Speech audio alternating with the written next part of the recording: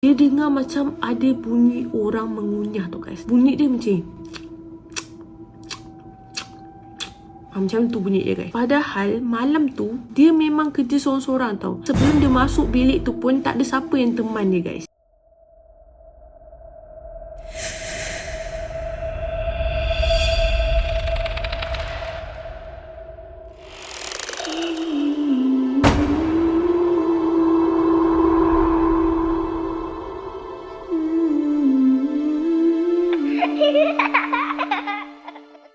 Hi guys, Assalamualaikum. Welcome back to my YouTube channel.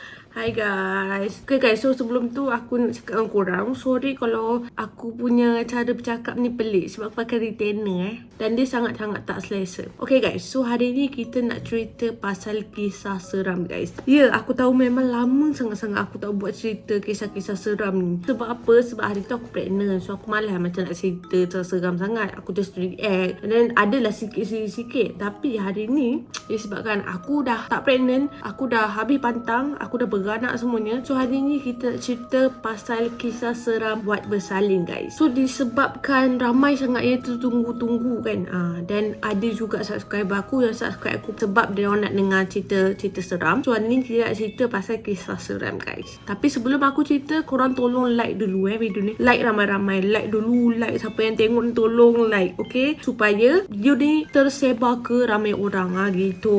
So korang janganlah kedekut sangat, takkan kau seorang je rasa nak tengok cerita ni.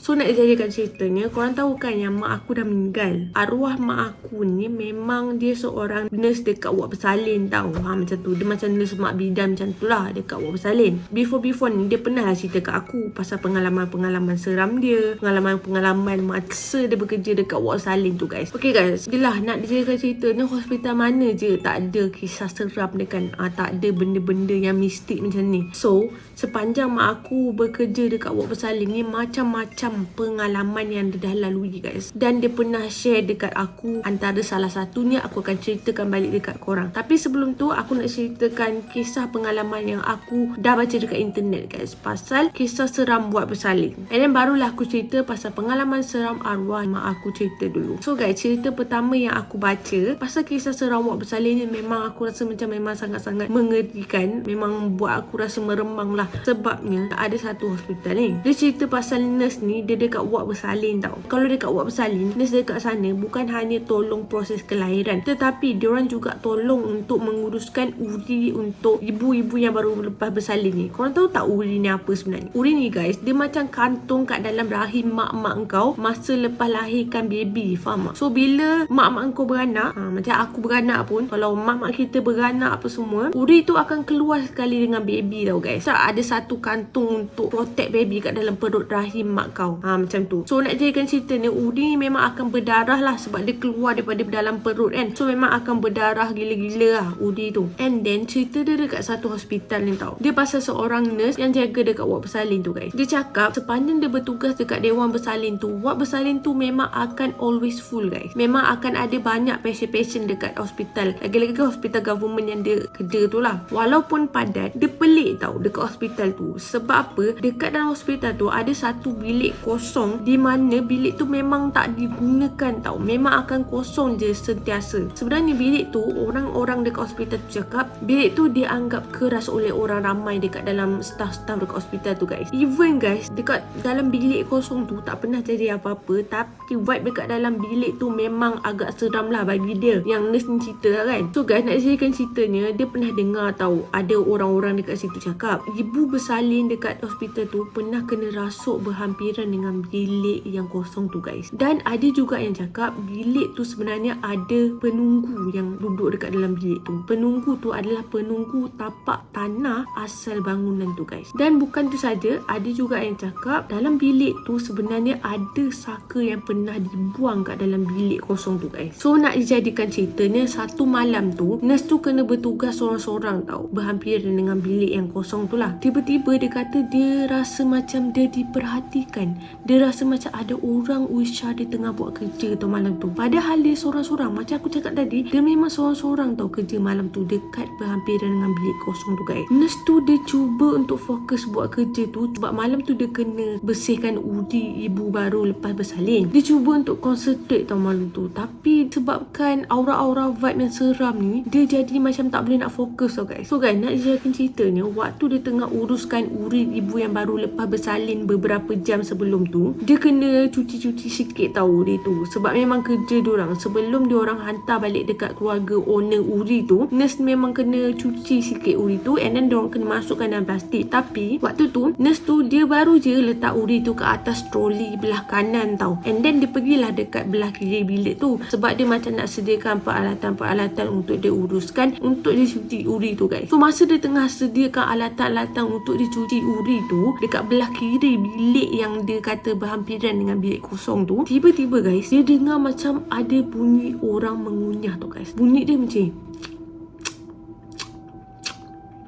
macam tu bunyi dia guys. Padahal malam tu dia memang kerja seorang-seorang tau. Sebelum dia masuk bilik tu pun tak ada siapa yang teman dia guys. So makin lama bunyi mengunyah tu makin kuat tau guys, dan makin menghampiri telinga dia guys. Bila dia pusing dia tengok tak ada siapa pun. Bila dia pusing dekat bahagian tempat uri tu memang tak ada siapa pun. Tak ada nurse lain, tak ada staff lain. Memang dia seorang je guys kat dalam bilik tu. Lepas tu dia cakap kadang-kadang bunyi tu macam bunyi gigi yang berlaga tau. Bibir yang berlaga atas bawah, and then bunyi gigi yang tengah mengunyah tau. Macam aku tak tahu lah kan, tapi lebih kurang macam tu lah bunyi dia. Tiba-tiba masa dia rasa macam something is going on tu, tiba-tiba dia dengar ada bunyi tapak kaki yang masuk ke dalam bilik tu kan. So korang tahu tak siapa yang muncul?